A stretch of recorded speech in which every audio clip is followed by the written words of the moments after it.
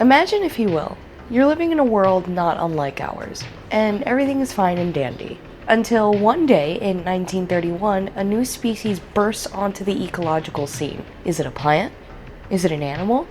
Is it a weird monument? No! Much worse! It's living meat! That's right, today I'll be talking about a chilling series known as Vita Carnis, and how I think we were shown from the very beginning that these species were always working together to further some unknown agenda. Before we get started on the analysis, I want you to go ahead and go to Darian Quilloy's channel, give them a sub, and watch their videos. Seriously, you really should go watch Darian's videos before you watch mine, because a lot of things I'll be discussing here are best meant to be experienced for yourself. Also, I'll be talking about spoilers, so no surprise there.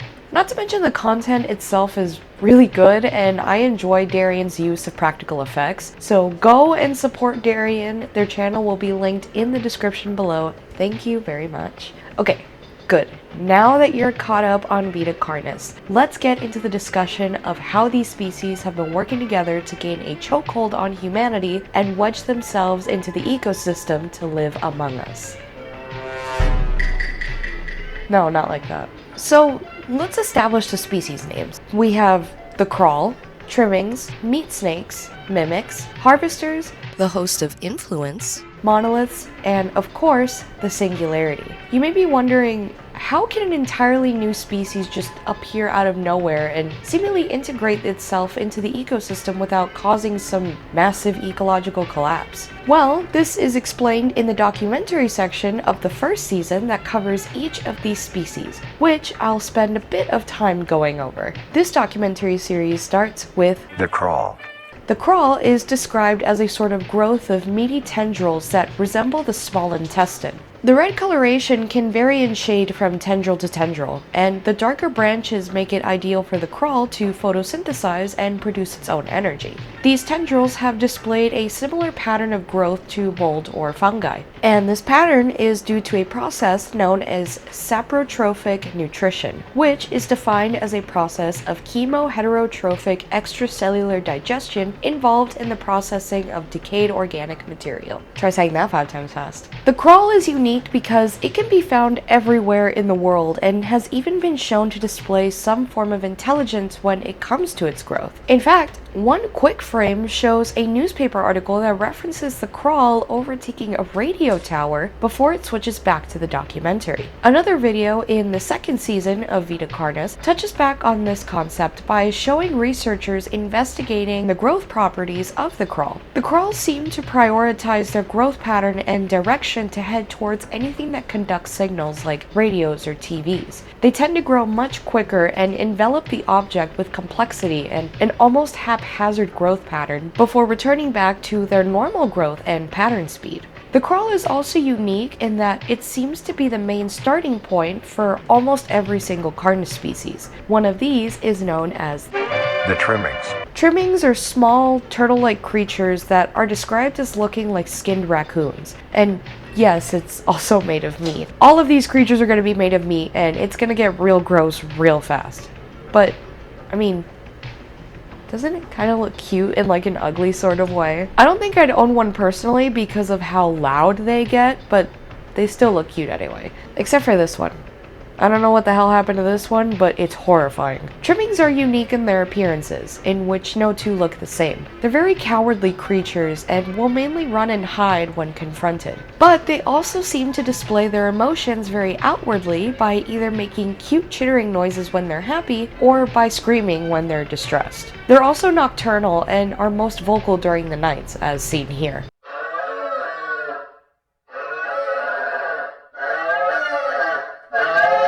The video describing how to take care of trimmings also suggests letting your trimming join you in watching TV or listening to the radio. Though when shown this behavior, they seem to be watching or listening to static. Watching the television or listening to the radio. They love seeing and listening to all the funny things coming from the devices. Another interesting thing about them is that they seem to share a hive mind between them, as one video showed researchers teaching a trimming to associate a positive noise with a treat and a negative noise with a spray of cold water.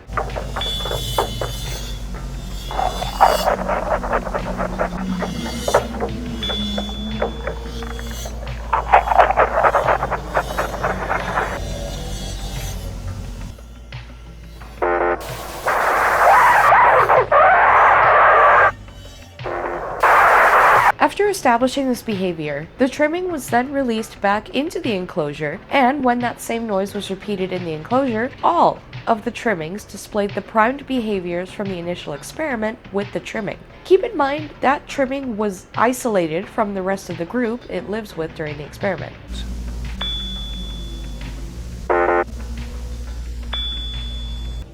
You may be thinking, well, Red, that just probably means that the trimming somehow communicated to the other trimmings about what it experienced and taught them what to expect. And that's what I figured at first as well. But then the researchers did something different. Carcass researchers had found that a large number of wild trimming colonies had settled around the research building, and they decided to play those same tones to them to see what they would do. In a shocking development, those wild trimmings also displayed the same primed reactions to the noises that were played for the trimming in the enclosure. Something that shouldn't have been made possible, not only due to the proximity between these two trimming groups, but also because these wild trimmings weren't exposed to this experiment or the conditioning at all. This suggested to the researchers that the trimmings all share some sort of hive mind network where experiences from one trimming can influence the behavior of others, which makes me wonder about that point regarding trimmings watching and listening to static on the TV or the radio. We already know that the crawl seems to rapidly grow over things that emanate signals, and we also know that the trimmings have a hive mind. Is it possible that radio networks or signals are how these creatures primarily communicate with one another? And if they are, then it's possible that they've been coexisting on a level that we're not entirely aware of yet. Though not every species seems to be interested in the electromagnetic spectrum, which it's lame of them, but whatever. I'm of course talking about our next species, the meat snake. Meat snakes are the third member of the Carnis species, and while they can be found worldwide, they tend to cluster in more temperate climates, kind of like regular snakes. In fact, they're not that different from regular snakes, if you put the horrifying meaty and fleshy-like appearance aside, that is. They're also different in terms of size, as the average meat snake measures in at about 5 meters. Some might say their meat snake is above average. The really unique and interesting thing about meat snakes, though, their skulls. That's right, these meat snakes are kind of like hermit crabs, where they'll shed their current skull and replace it with a new one from a meal if their current skull got damaged or if they just want a new one. That last bit is very endearing to me. I mean, come on, the little guy just wants a new outfit to feel confident in, you know? You may be wondering, well, what kind of skulls are we talking about here? Meat snakes seem to prefer dead organic material as it cannot and will not eat anything alive, a factor that seemed to be a major benefit to the carcass researchers who caught a meat snake to study, and we'll get to that in a second. But these creatures will eat things like deer and stags, cows, or even humans, and again, these are corpses. It's noted in the series that soldiers during World War II would release meat snakes into no man's land on the battlefield in order to clean up the rotting corpses. Eventually, soldiers found a tunnel with a huge meat snake inside. I mean, look at this thing. Would you believe me if I told you that this meat snake was a whopping 30.433, repeating, meters? Yeah, is a big boy. The researchers and soldiers described the meat snake's size as filling the entire height and width of the subway tunnel it was in, rendering the poor thing wedged in place. It also seemed to take on a deep crimson red color, a significant difference from the more traditional light pinkish meat color that is typically seen in smaller meat snakes. They noted how they had never seen a meat snake get to that size before, let alone know that it was possible. From further examination of the meat snake, it seems like someone was forcing it to consume tons of corpses in order to grow in size. This was determined due to the large volume of bones that were piled up behind it. They also noted a major difference in this meat snake versus your regular meat snake. Whereas your average meat snake will only have one skull that they may shed if they want a new one, this one underwent some sort of drastic mutation, leading it to feature a structure featuring 7 skulls. While not confirmed, whispers of potential cult activity began to emerge, and speculations about what they did to the meat snake rose with it. The reason the size of this meat snake was so significant is due to what is supposed to happen when a meat snake grows to a certain size. See, this species of the Carnis are the only ones that are able to reproduce, if you don't count the crawl. Except, they don't reproduce in the traditional method that you may be thinking of. When a meat snake reaches a certain size and are in favorable conditions to do so, they will begin the process of mitosis, otherwise known as cell replication and division. Once a meat snake has cloned all of its genetic structures, it will split apart and the 2 meat snakes will go their own separate ways. And if you're like me, you probably thought, well, that sounds horrifying. Giant snakes made of meat that can eat humans and animals and reproduce through mitosis. How has humanity not faced any danger at all? Well, like I mentioned earlier, they don't pose any danger to humans and prefer to eat decomposing organic materials, like how worms or other similar organisms behave. This actually makes them ideal to have in places like butcher shops or maybe even hospitals, as the meat snake's internal chemistry disinfects its food during consumption, making them perfect for organic waste disposal. Meat snakes are a very efficient and clean way of disposing of any meat products. The preserving fluid within the meat snake's body disinfects the carrion, preventing the spread of disease. Remember how I mentioned earlier that these meat snakes need to have certain conditions in order to reproduce through mitosis? Well, carcass researchers were inspired by the findings from the meat snake that was stuck in the subway tunnel in World War II, and they were able to replicate those conditions to the best of their ability in order to see what exactly is the point of no return for these meat snakes. Carcass researchers took a meat snake and wrapped it tightly in garbage bags and taped it down onto a research table. They would then feed the meat snake to the point of overindulgence, and to the point where they had to force the meat snake's mouth open in order to feed it, which is kind of cruel when you think about it, because these things willingly just eat decomposing material and you're just shoving all this food in there and it's just kind of suffering. Carcass researchers kept feeding the meat snake meat until one day they had found that the bag the meat snake was in was empty. When they went into the room, they saw that one meat snake had now become 2. They're not exactly sure what happened or how the meat snake was even able to dislodge itself in the first place, but it also ties back to the point of the meat snake that was stuck in the tunnel suddenly being gone when researchers and soldiers went back to check on it. Meat snake was later discovered to be missing by unknown source. Personnel during the routine feeding found that the meat snake had escaped its restraints by performing mitosis. While otherwise cruel treatment for the meat snakes, they still don't pose any sort of threat to humanity that we know of so far. But not every one of these species is nice and willing to coexist peacefully alongside humanity. The mimic.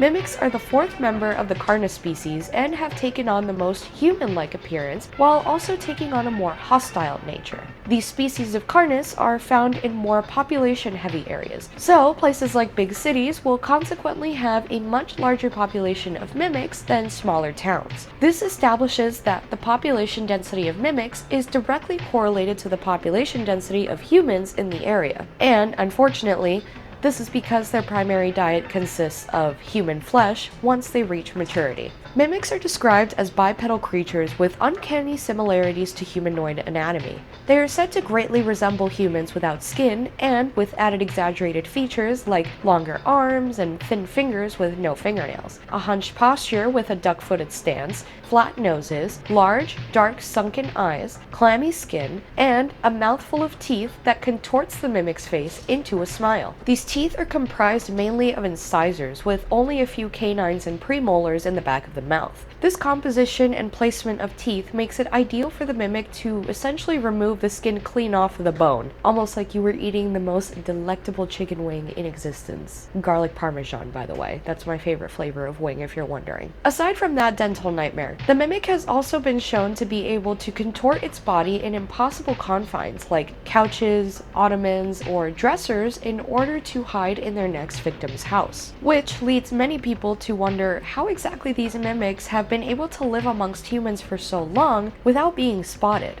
Well, this is because the mimics can also disguise themselves to look like humans. I mean, as human as this thing can look, which actually looks something like this. Oh my god, bro. Oh, hell no, man. What the fuck, man? Really, if a mimic had a hoodie and was wearing jeans and put its weird ginormous hands in its pockets, you probably wouldn't be able to tell the difference unless you saw its face. This is how mimics can seamlessly blend into larger populations and sneak into houses without anyone giving it a second thought. This is also what makes them so dangerous. What happens then when a mimic is really good at hunting humans and has an overabundance of food? It becomes an elder mimic. Mimics are the only species of the Carnis, so far, that are confirmed to have an elder form. Elder mimics are significantly bigger and faster than regular mimics, and are even described as moving in short, galloping bursts that rival a fully grown mimic's long sprinting strides. They also have a tougher and darker shell of flexible skin, which one of the latest videos suggests may even be bulletproof.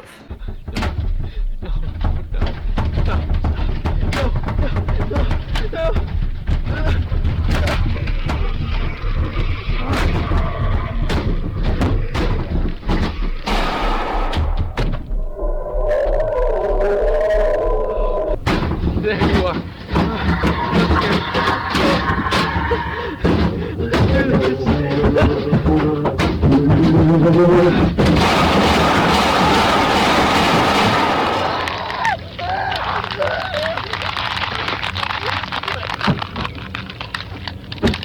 This layer of skin will only continue to get more durable the more the elder mimic consumes. It will also grow a pale pink coat of skin on its face, with the nostrils being covered up by the nasal bone. The teeth shift further down the throat, and the gums transition into a sharp, bony beak. Kind of like a snapping turtle. This new layer of skin and face coating allows the elder mimic to seamlessly blend into dark rooms and in the dead of night, further contributing to their rare sightings. Remember when I mentioned that the mimics were the only confirmed species that we know of so far to get an elder variant? The reason I was so specific is because of this photo of what appears to be an elder trimming. It only shows up for a quick second, but it's very clearly an elder trimming named Patty. Now, we don't know much about Patty's home situation, obviously, but if an elder variant is said to occur due to an overabundance of food, then it seems like Patty never had to worry about any of her food bowls running out. So, if an elder variant can occur in trimmings due to an overabundance of food, like it can with the mimics, then could other species also have an elder variant? Maybe this is why that giant meat snake in the subway tunnels was there in the first place. Perhaps whoever was force-feeding it that many corpses was hoping to get an elder meat snake variant, and maybe they succeeded given the weird structure of skulls? That's a topic for another video though. Moving on, let's focus on the next species in the family. The harvester. These are another species of Carnis hostile to humans, but thankfully they're stationary and tend to be located in more sparse and wooded areas of the country, away from people. Harvesters are described as huge bulbous creatures with tendrils rooting them in place and arm-like appendages that are shallowly buried in the soil. The bulb measures in at about 3 meters or just under 10 feet tall, and 2 meters or about 7 feet wide, with tendrils that extend 150 meters or about 492 feet outwards from the bulb. While they may be stationary and look harmless, you'd be a real big dunderhead if you were to go and try and get a closer look at one of these things. And that's because those long tendrils I just mentioned have spines on their edges, functioning like a bear trap. They lie the closest to the surface. These branches are lined on each length of the tendril with spines, extending in the shape of a bear trap. Once the harvester grabs onto its prey, it injects it with both a neurotoxin and an anticoagulant. One is to ensure total paralysis and nerve damage of the prey, and the other prevents blood clotting. In other words, you're absolutely cooked if you happen to get struck by one of these things. The momentary thrashing of the prey once caught only makes the initial wound worse, which makes the anticoagulant even more effective. So if you get caught, you're basically just stuck on the ground waiting for the sweet, sweet release of death. Me, when I'm trapped in a harvester tendril, I'm paralyzed and bleeding out. But But in all seriousness, the series shows us exactly how agonizing of a process it is to get caught by one of these things, as not only did a child fall victim to one of these harvesters, but the mom, who was so overcome with grief of losing her son, also willingly gave herself to the harvester. From the initial video discussing these creatures, it notes that they have some sort of intelligence in terms of what kind of prey they go for. It seems like the harvester is the best example of these creatures being able to understand what their ideal prey is due to the energy they gain after consumption. For example, a creature as big as a harvester would not bother hunting rabbits because the energy they provide the harvester wouldn't be worth it, meaning they tend to leave the rabbits alone. However, bigger prey like deer, wolves, moose, etc. are significantly more worth the harvester's hunting energy. So they work in a sort of symbiotic relationship with smaller game like rabbits, squirrels, and birds. It's said that if you're in a densely wooded area and you come across a particularly lush area with no animals around, you should immediately leave, as there is more than likely a harvester in the area. This is suspicious and you should leave the area, staying close to the base of large trees or rocks. If you somehow happen to find yourself standing face to face with one of these monstrosities, then you should try and distract it by throwing stuff like your backpack or your jacket away from you, if you have one, of course. This will activate the spines on where the object lands, distracting the bulb for a moment.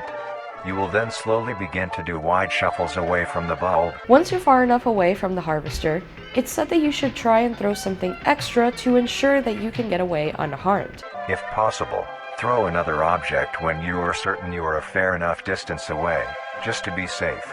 Now, I'm not exactly sure how you might find yourself near a harvester without noticing. Actually, I can think of one way, but that involves the next creature in the Carnis family. But seriously, if you somehow find yourself just a bit too close to the harvester, I'm gonna assume you're Aang the Twinkle Toes airbender, because genuinely, what the hell?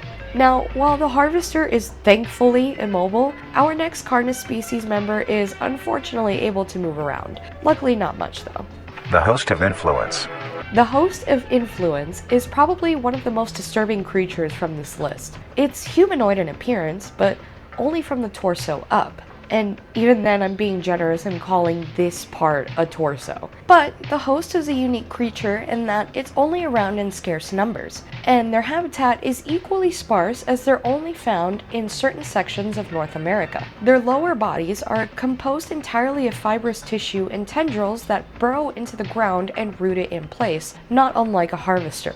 This is done to help the host conserve energy and to ensure any sacrifices will be able to find it. We'll get to the sacrifices in a bit, but I wanted to delve into what exactly makes the host so dangerous. While the harvester has semi-visible bear trap-like tendrils that can be avoided, the host has a different method for sustaining itself. If someone is unlucky enough to cross paths with a host of influence, or even be in the same area as one, they should take great care to avoid them. While these creatures are again rooted into the ground and unable to charge at their prey, they instead rely on a network of pores and hair-like structures that extend from its back and release spores into the air. The spores released by a host is very dangerous when inhaled. A host will release a cloud of spores into the air, which will be picked up by wind and carried great distances. If an organism inhales the spores, the particles will find their way into the organism's brain and infect them. These spores weren't able to be researched much before Carcass stepped in, and before, all that was known about these spores were that anyone who inhaled and were subsequently infected by these spores had to endure a grueling 36 hours before their effects would dissipate. This is, of course, assuming the victim didn't already make their way to the host and present themselves as a sacrifice to it. After a total of 6 to 7 hours after infection, the organism will cease all activities they were previously doing and begin to walk. Direction the infected will walk is towards the host whose spores have been inhaled by the infected individual. If the infected makes their way to the host, they will kneel down in front of it, expose their vital organs, and the host will promptly gut and remove those organs. And you may be wondering, with a smooth and featureless humanoid-looking face, how the hell does the host of influence even sustain itself? Well, unfortunately, its mouth is located right here in its throat.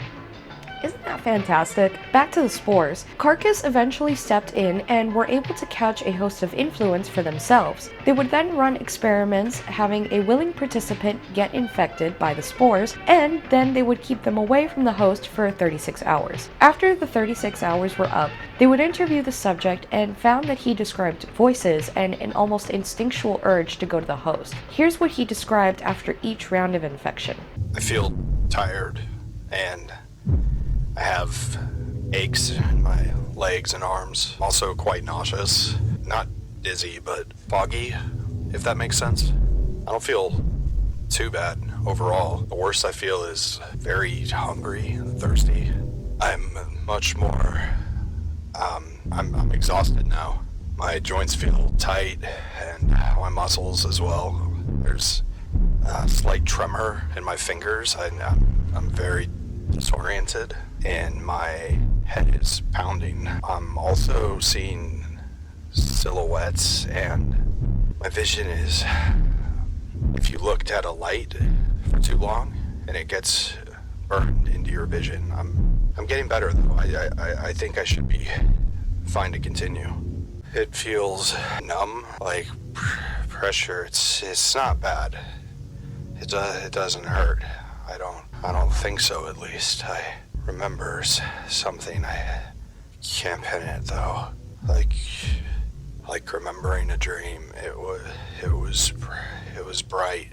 It was nice. I felt important. I see it. It is dark, but a light so beautiful. I devote myself to the great truth, to stray from darkness and meet the light, for wonder and wisdom.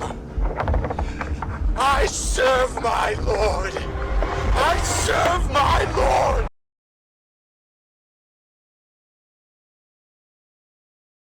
During their experiments, they found that the spores ejected from the host would make the subjects brainwashed, and the more they were exposed to the spores, the more drastic the effects would become. Eventually, the spores that the host released began to change color and get darker, probably implying a stronger spore concentration than previous attempts. Unfortunately, it's unknown exactly what these spores are comprised of, but Carcass research shows that repeated infections causes the brain to atrophy in the same way found in Alzheimer's patients or those with severe cognitive effects from alcoholism. Now, I want to get into this topic so bad because I love psychology and neuropsychology, but that's something for a different video, a much longer video. But the reason I bring this up is because of a little something that was sold to the general public for a while. Something known as the Nutri-Co flavor enhancer. This flavor enhancer was marketed in such a way that implied you're basically robbing yourself of delicious flavor or unlocking your cuisine's full potential if you do not use it.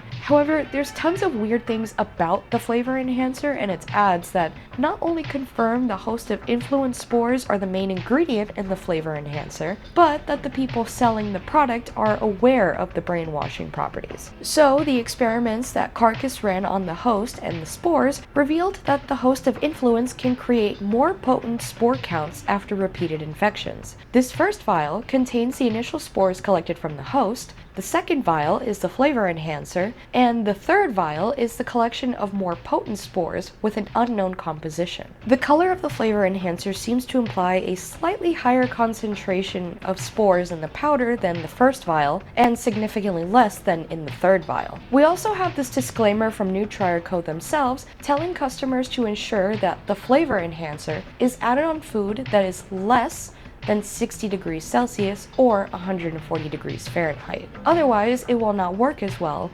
or at all. The reason why this is so important to the effectiveness of the flavor enhancer is because most microbes die at temperatures over 60 degrees Celsius or 140 degrees Fahrenheit, including spores. So if these spores are applied to really hot food, then they aren't going to work. And what exactly does this flavor enhancer do that makes it work? Well, it seems like combining the use of this flavor enhancer as well as subliminal messaging from the ads themselves are done in order to recruit potential cult members. Yes, we're finally going to talk about the cult this late into my video. But learning about the host is where we finally get more of a hint that something nefarious is going on with these Carnis species. It also makes the storybook pages we see at the end of the videos make a lot more sense. And yes, that is a topic for another video as well. But we keep getting small hints of what seems to be weird cult-like activity surrounding the Carnis creatures. We see this reoccurring symbol, for example, of a black circle with a red triangle on the inside. Not only is this found directly on the new Trier flavor enhancer bottles, but it's also seen in the storybook pages and as pins on various government cabinet members. We get more blatant cult activity towards the end of the first season, but before we get to that, we need to talk about The Monoliths. Probably one of the most mysterious members of the Carnis families themselves, these behemoths were discovered at the same time in an island off the Hudson Bay in Canada in 1972. All 7 of them. The monoliths stand at 120 meters or 394 feet tall, and of course are also made of meat. Their legs are comprised of large meat-like tendrils that create a strong and dense fibrous underground network which connects all the monoliths together and keeps them upright and steady. Individual tendrils can be seen better at the hands, and footage has even shown them moving around and scraping the ground. The head of the monoliths, however, are intriguing. These tendrils form a weirdly rounded triangle that seems to act as not only a weird kind of mouth, but also as a sort of antenna that produces and interprets radio waves. Now, the only reason that this orifice is thought of as a weird mouth is due to a devastating roar that they all let out during a rarely mentioned event where they all became active. The only thing we do know about this event is that these monoliths began to head towards civilization one day. Their roars acted as EMPs, which disabled all electronics in vehicles. Their arm and hand tendrils were used to swipe at these vehicles, and the government had no choice but to fire rockets at them. It was found that they seemed to have regenerative properties, but despite this, they retreated back to the island in the Hudson Bay, where they remain to this day. Their origin is unknown, as while most of the Carnis species are described as products of the crawl, it's unknown what exactly brought these monoliths here or what created them, as the crawl has not yet produced a monolith to date. It also doesn't appear to be a creation of our final Carnis family species, which makes their origin all the more puzzling. Speaking of the final species, let's talk about the ones that we've actually seen depictions of before, and that is the Singularity. The Singularity seems to be the most enigmatic and possibly dangerous of all the Carnis species we have to date. The most striking and obvious detail of the Singularity you'll notice is that it looks exactly like the lapel pins seen on these cabinet members and the symbol from the flavor enhancer. And if you've been gathering the storybook pages, you'll have seen that this symbol appears on the flag from the raft the prince rides back home on. There are also 7 known singularities, which are all being housed at the Carcass Research Facility after the events of Facility 0, and are designated as V1, V2, V3, V4, V5, V6, and V7. The V stands for Verum, and refers to the Latin name for the singularity, Verum Carnis. Little fun fact, this name translates to the truth of the flesh, and the catchphrase for the flavor enhancer, experience true savor, makes a lot more sense when you realize they probably wanted to say experience true savior, you know, because of the cult activity and all that. So while not a lot is known about the origins of the singularity, much like the monoliths, there's still other details that make it stand out from the other Carnis species. The singularities, for example, are the only species that are not made out of meat. In fact, they appear to be made out of some sort of glass-like mineral with a luminous material embedded into the core. And it seems like whatever is in this core is powerful enough to turn corpses into the crawl, implying that the crawl themselves are a product of the singularity. In test chamber 1, a live cow was released into the chamber with V1 for an extended period. They were left together for 24 hours. The test showed minimal results from the entity and an increase in stress from the cow.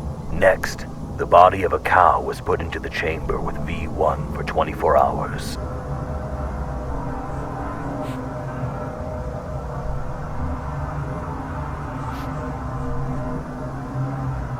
"5 hours after the whole body had been ingested, Concentrations of Kroll rapidly grew from several points from within the chamber. Despite being extremely powerful, they do not seem to like large crowds of people. This is strange considering they were all found in Facility Zero with a presumably large crowd of cultists, but considering the appearance of the room in the footage, it seems like they were also agitated during that ritual, causing them to expel that disruptive EMP-like signal, thus explaining the appearance of the footage itself. The only other time we see the Singularities act in such an agitated and aggressive way is when the unnamed cleaner fell into the containment cell of one of the Singularities and unfortunately broke their leg really badly. It seemed like the agony of the cleaner was making the Singularity more and more agitated. This was evidenced by the room shaking and turning red, of course. They also appear to be the most intelligent of the Carnis species, as they not only seem to have their own personalities, but they're also constantly transmitting and receiving complex radio signals that are unable to be decrypted by human technology. They also seem to have a rather disruptive power similar to that of EMPs, which is deployed when they're agitated or attacking. They also appear capable of actual spoken communication, as they can communicate through handheld radios, clock radios, and televisions. So all of the research Carcass, but most specifically our protagonist, has collected, has led to this realization that the Carnis species may be working together to further some sort of goal. We know that the radio signals are the main way a majority of these Carnis species communicate, and we know that Krull will purposefully grow towards and overtake anything emitting these signals in order to not only be able to interpret communication from other Carnis species, but also communicate back to them. Trimmings, especially, are shown to enjoy radio and TV static, and we know that after the Singularities were all brought back to the Carcass facility, many wild trimming colonies suddenly showed up and began to react to the conditioning experiments researchers were conducting on captive Trimmings. These findings only further imply the presence of a hive mind between all Carnis species, not just the Trimmings. But what exactly is their goal then? One of the Singularities actually describes their intention quite plainly, and this is what it says. Can you still hear us? Okay. What are you?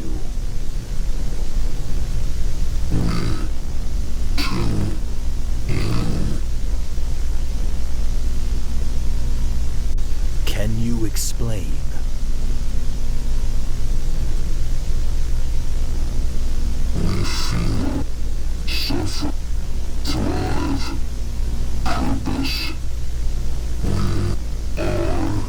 We to you, and then describing their relationship to the Vita Carnis species as made to feel, suffer, dance, sleep, etc. It feels like they're saying we want to be you, and that the Carnis species are simply made to feel, suffer, dance, sleep, live, and eat like the rest of us do. They're meant to be like us. Just like humanity has many ugly facets to it, like murderers and cultists and people capable of creating mass disasters through their actions, there's also the wonderful facets of life: companionship, abundancy, and preservation and conservation of our planet and species. Perhaps their goal truly is to just live amongst us. But then that begs the question, if the Carnis species are simply meant to be their version of us and animals, then what exactly does that make the Singularities? Why are they featured in the storybook pages? Why did so many government officials begin worshipping them like a cult? What was the purpose of the cult? And why were the Singularities so crucial to the ritual from Facility Zero?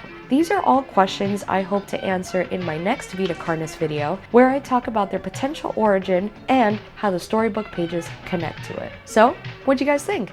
Do you think the Vita Carnis are simply meant to exist alongside humanity? Or do you think the Singularities are lying about their intentions? Let me know what you think in the comments below. And if you enjoyed the video, be sure to leave a like and subscribe, as well as hit the notification bell so you're notified the next time I upload a video. I hope you all take care, and I will see y'all in the next one.